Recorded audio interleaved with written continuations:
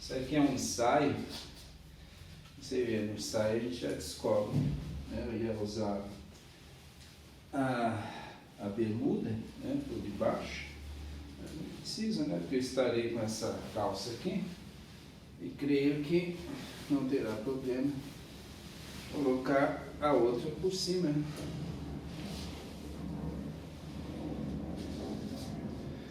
Pois é, a gente vai descobrindo o ensaio, tá bom para isso. Esse é meu 5º passadão essa semana. Consegui superar minhas próprias expectativas. E nossa reestreia amanhã no Centro de Memória de Diadema, dia 31/5, às 19 horas. E o Centro de Memória de Diadema fica no centro de Diadema, Avenida Alda 255 ou 277. Então, estão todos convidados às 19 horas amanhã para a nossa estreia.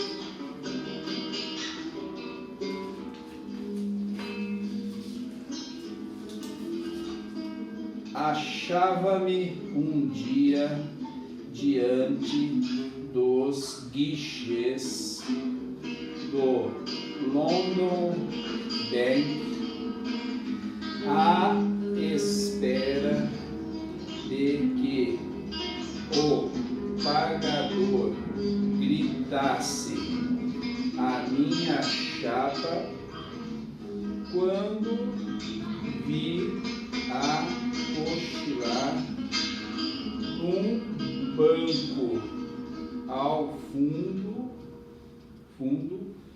certo corretor de negócios meu conhecido. Fui-me a ele alegre com a possibilidade de entreter o fastio da espera com uns dedos de prosa amiga. Miss Jane vai odiar isso e chega dessa história de escrever livro.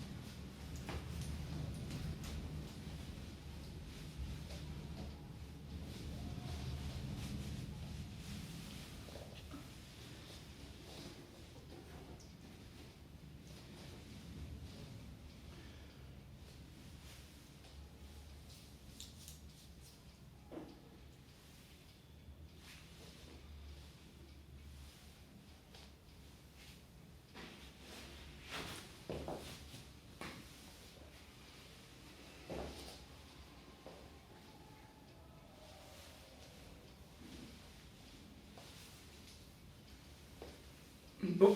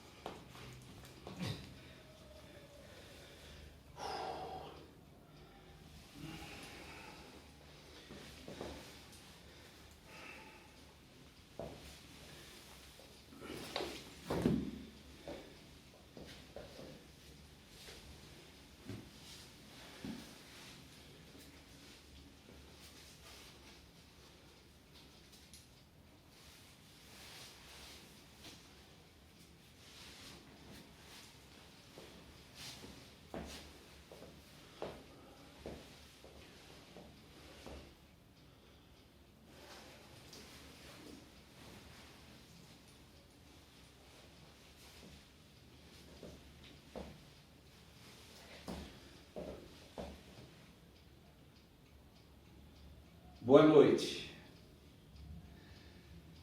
Achava-me um dia... De novo isso. Boa noite. Meu nome é Ayrton Lobo. E eu trabalhava na Sapaticil. Naquela época, com 26 anos de idade, eu acreditava que ter um automóvel, tornar-me um rodante, faria de mim alguém especial. Economizei durante anos e pude finalmente comprar o meu Ford. Eu andava em disparada pelas ruas, acionando a minha buzina claxon, apertando um botão no painel, gritando para os réis pedestres: arreda, arreda, aonga, aonga.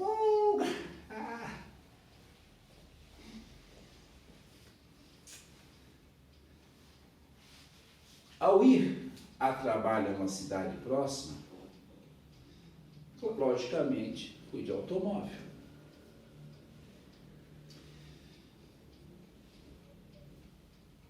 Poderia ter ido de trem, mas por quê? Se até o merecido aumento eu havia recebido devido ao meu veículo, ao meu carro.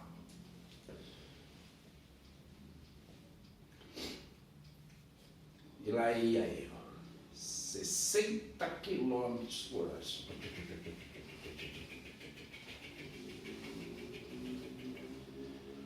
Distraí-me, admirando a paisagem, saí da estrada e feri o meu braço. Socorrido pelo professor Benson, ou melhor, pelos empregados do professor Benson,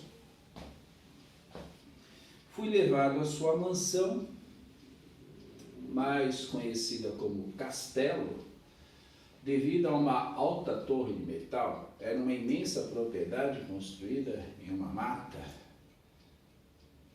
ou melhor, era uma imensa propriedade cercada de mata, não é?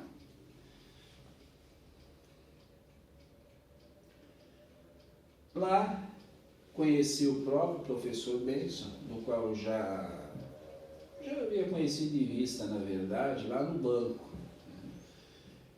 Quando um amigo meu disse: olha, esse aí é o professor Benson, ele nunca perde no jogo da Bolsa de Valores e já angariou fortuna. Também conheci aquela que seria a minha alma gêmea, Miss Jane, a filha do professor Benson. Nos meus dias de convalescência, refleti bastante sobre as humilhações que eu passava na Sapaticil.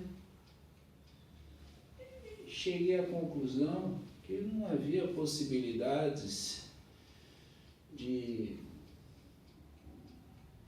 maiores realizações e nem melhores ganhos financeiros.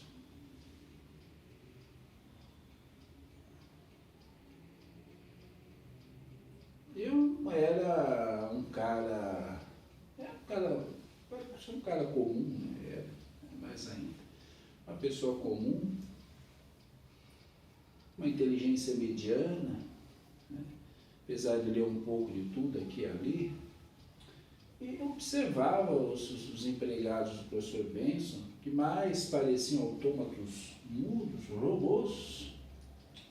Eu fui falar com o professor Benson: professor Benson, o senhor tem tantos empregados, o senhor não poderia me arrumar uma vaga aqui na sua propriedade? Não.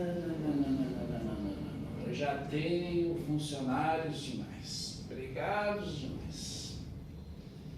Mas eu posso fazer coisa melhor. Eu posso fazer de você o meu confidente. Seu confidente, professor? Sim, meu confidente. E foi assim que ele me apresentou a sua maior invenção, o porviroscópio. O porviroscópio era uma parafernália espalhada por várias salas, culminando em uma espécie de microscópio apontado para um globo terrestre.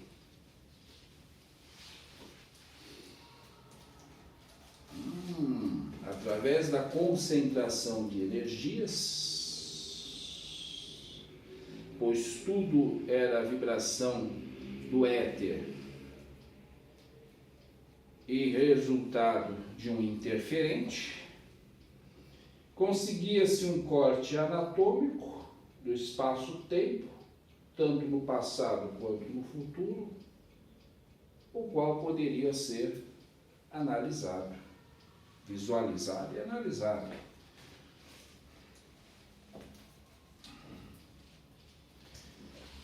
Agora eu entendi, né? Fiquei entendendo por que o professor Benson era tão rico, né? Também, podendo prever o futuro, né?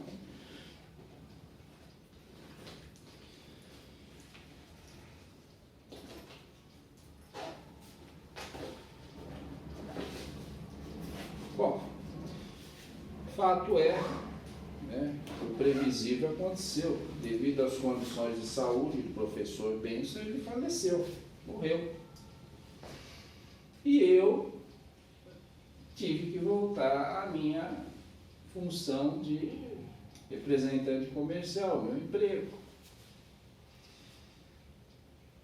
Miss Jane, pela qual eu já estava perdidamente apaixonado, fascinado pela sua beleza e inteligência, propôs-me escrever um livro narrando a trajetória à presidência da República de Jim Roy.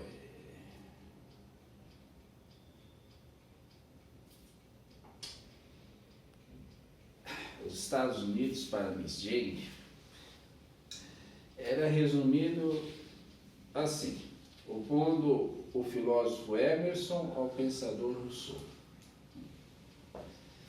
Eu e Miss Jane tínhamos opiniões muito diferentes a respeito da eugenia, que era o assunto principal das nossas conversas. Ela acreditava que o melhor para a humanidade era a raça pura, tanto a negra quanto a branca e os demais. Eu não. Eu sou um entusiasta da mestiçagem. Acho que é uma lei da natureza. A ciência mostra os mestiços são mais fortes e inteligentes que os puros.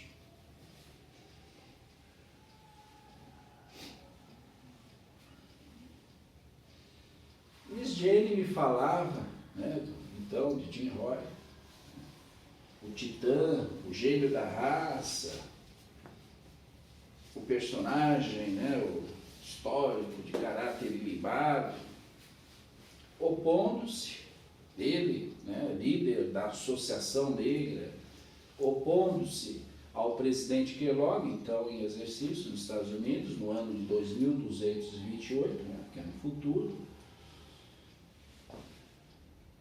ao presidente Kellogg, que era o líder do partido masculino, e opondo-se também a Miss Astor, Evelyn Astor, que era a líder do partido feminino. Miss Astor, ela era assessorada intelectualmente por Miss Elvin. Miss Elvin tinha uma teoria fantástica. Ela dizia, né, como feminista que era, que o macho da fêmea humana, o original, havia sido exterminado por descendentes de gorilas, que somos nós, e que tomaram o lugar dos machos originais. Né?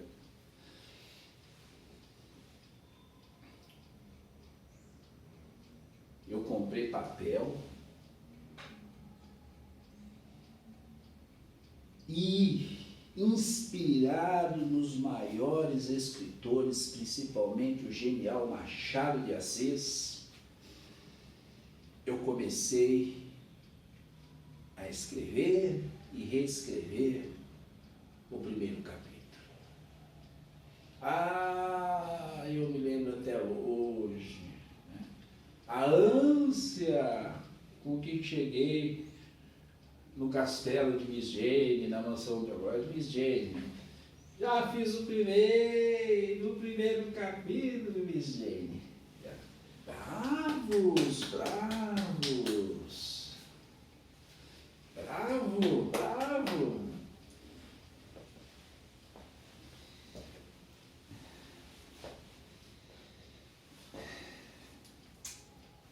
Ela leu ali mesmo. Ela até tentou amenizar a crítica, mas não logrou em evitar que de volta à cidade eu rasgasse em 1000 pedaços o meu texto e melancolicamente jogasse pela janela do vagão ao vento.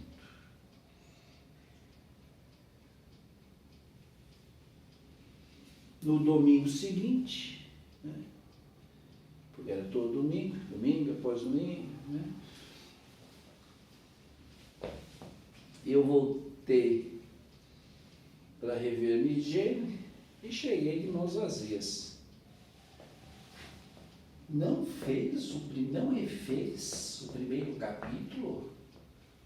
Miss Jane, não tem talento para literatura, larga a mão disso.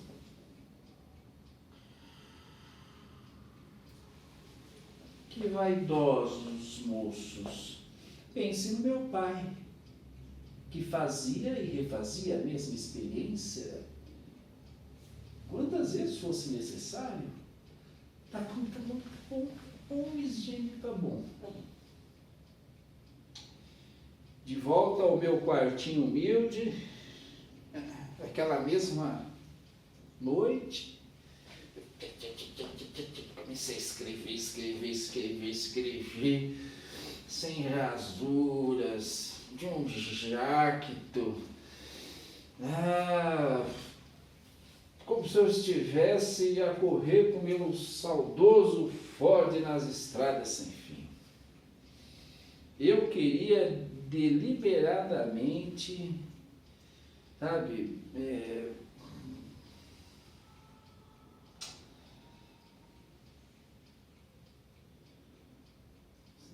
desgostar Miss Jane, desiludi-la, né, entendeu? Aí a gente mudaria de assunto e passaria a tratar de outras coisas. Aí cheguei em mim, aqui, Miss Jane, né? Droga que me saiu da pena. O horror, né? O horror.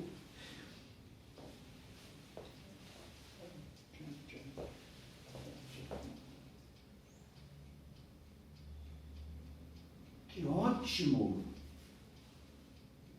Impetuoso, ingênuo, achava-me um dia diante dos guichês irreverente, incorreto, mas forte, genuíno. Amei. expressivo. Aí eu olhei para Miss Jane, quase com rancor. Tem coragem de magoar assim o Ayrton?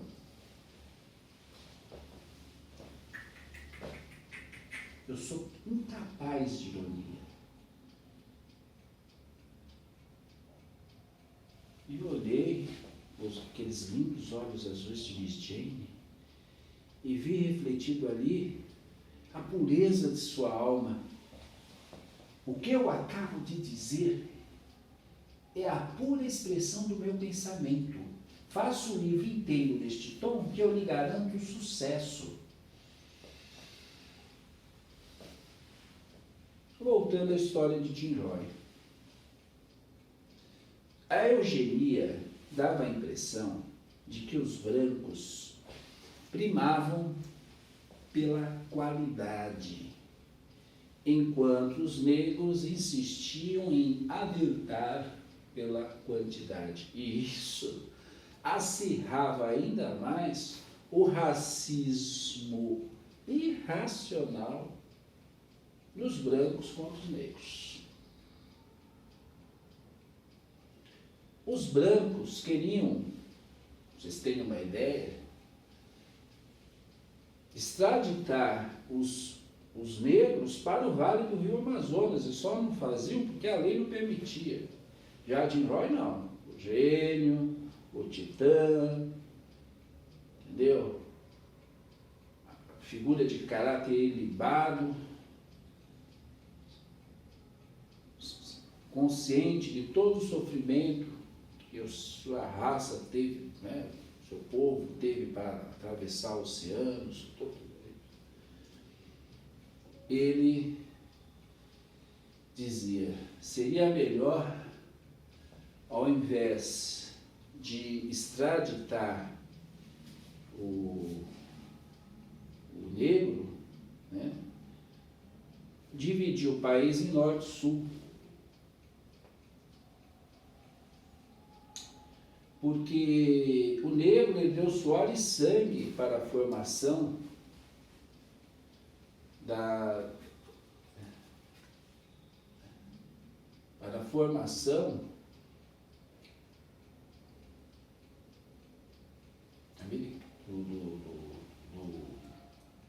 sociedade americana, né?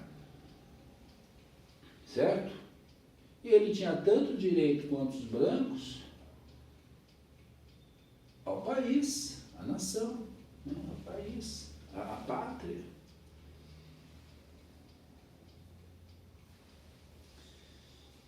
Ai, ai.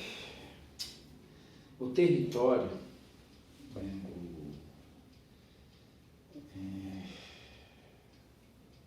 dividido entre duas raças distintas,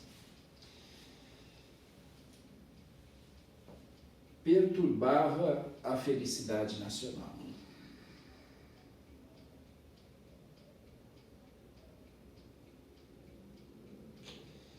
Os atritos constantes, apesar de não resultarem mais na violência da Ku Klux Klan, continuavam sendo motivos de inquietação. Aliás, em relação à Ku Klux Klan, né, certa vez, né, eu escrevi em uma carta, um caráter privado, né, um amigo, Arthur Neiva, ironizando a imprensa brasileira. Eu dizia o seguinte, terra de mestiços, onde o branco não tem força de organizar uma clã, né? Tivéssemos aí a defesa dessa ordem e não teríamos mais a praga da imprensa carioca, né? Mulatinho fazendo o jogo do galego. É como se eu dissesse que se diz hoje, o capitão do mato. E fizeram e fazem o maior estardalhaço por causa disso. Bom, ciência. Bom. Realizada as eleições, onde os cidadãos votavam no conforto de seus lares,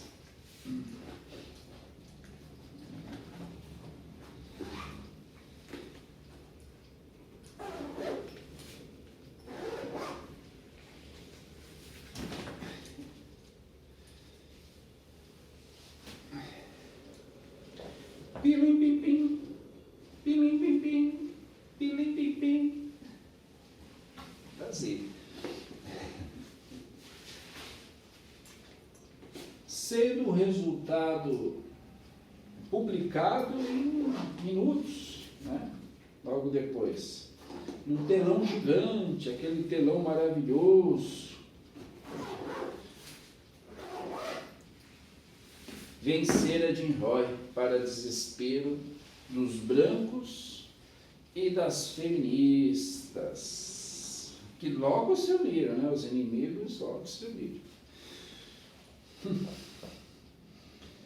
E rapidamente convocaram a Convenção Branca, os seis maiores,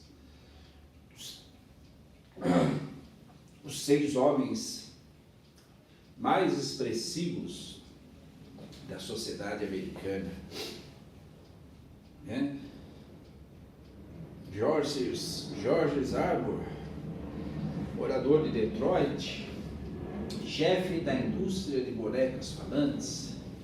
John Perkins, morador de Hudson, comerciante de peles de lontras brancas. John Armsworth, presidente do Banco Universal, Armsworth Rousseff. John Leland, criador da puericultura estética. John Dudley, pai da cor número 8 e autor de 72 invenções. E finalmente, Dorian Davis, poeta de um único soneto, criando polêmica nacional em torno do 4º verso.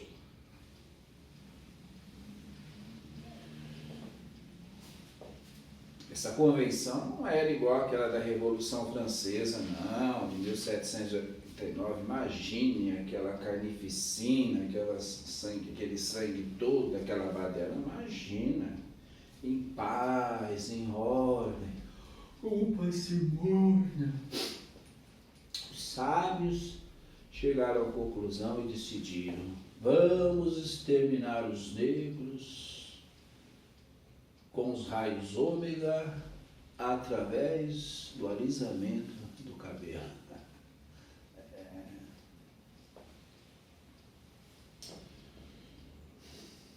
Quando Jim Roy ficou sabendo, através do próprio presidente Kellogg, porque ele havia sido eleito, mas não havia ainda tomado posse, do que havia sido feito, ele passou mal e no dia seguinte amanheceu morto.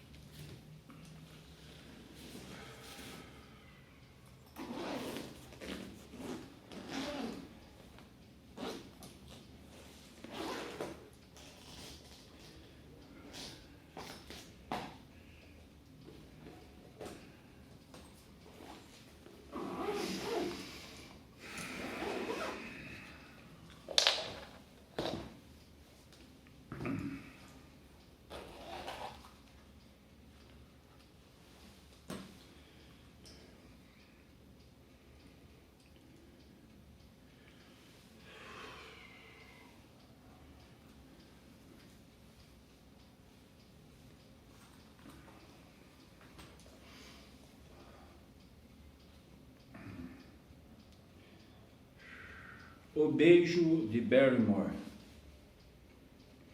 O desfecho do drama racial da América comoveu-me profundamente. Não ter futuro, acabar, que torturante a sensação dessa massa de 100 milhões de criaturas assim amputadas do seu porvir. Se somos, se existimos, se apesar de todos os males da vida, tanto a ela nos apegamos, é que no íntimo do nosso ser, a voz da persistência da espécie nos ampara. Aliás,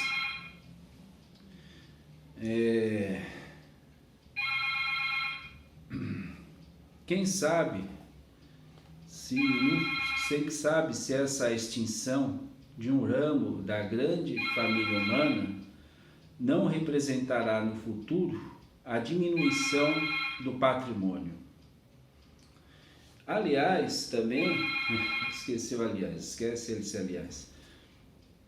Eu fiquei sabendo, né, falando em morte, por viroscópio, que uma empresa sediada em Detroit, no futuro também, uma empresa é a Psychical Corporation. Essa empresa, ela publicará o Intermundane Herald, através do qual os espíritos poderão mandar mensagens diretamente para os vivos.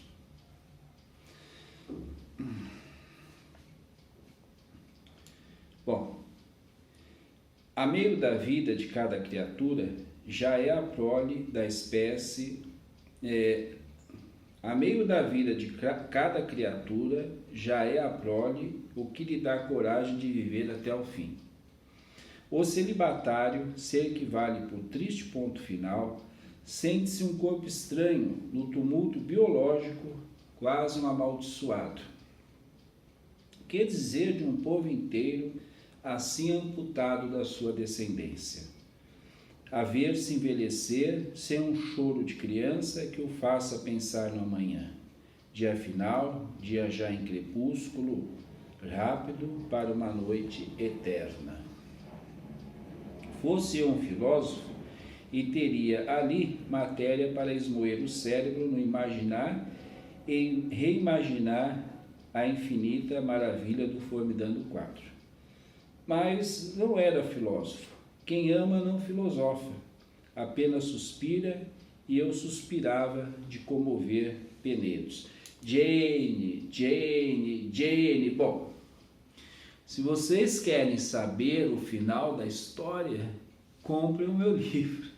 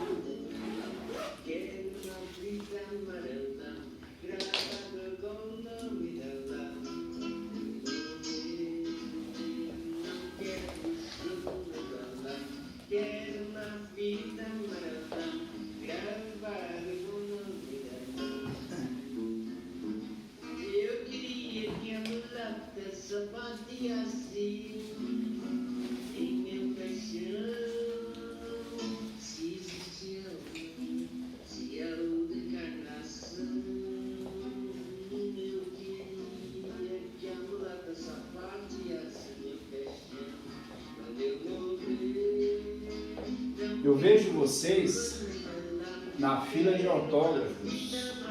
Bom divertimento. Bye, bye. Quando eu morrer, não quero choro nem vela. Quero uma fita amarela gravada com o nome dela. Quando eu morrer, não quero choro nem vela. Quero uma fita amarela gravada com o nome dela. Se existe algo, se há outra encarnação, quero uma fita amarela gravada com o nome dela. Eu morri.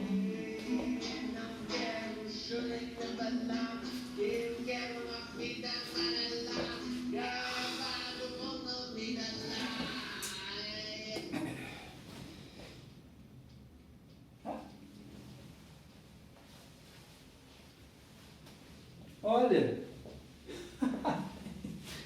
encontrei as minhas meias. Ah.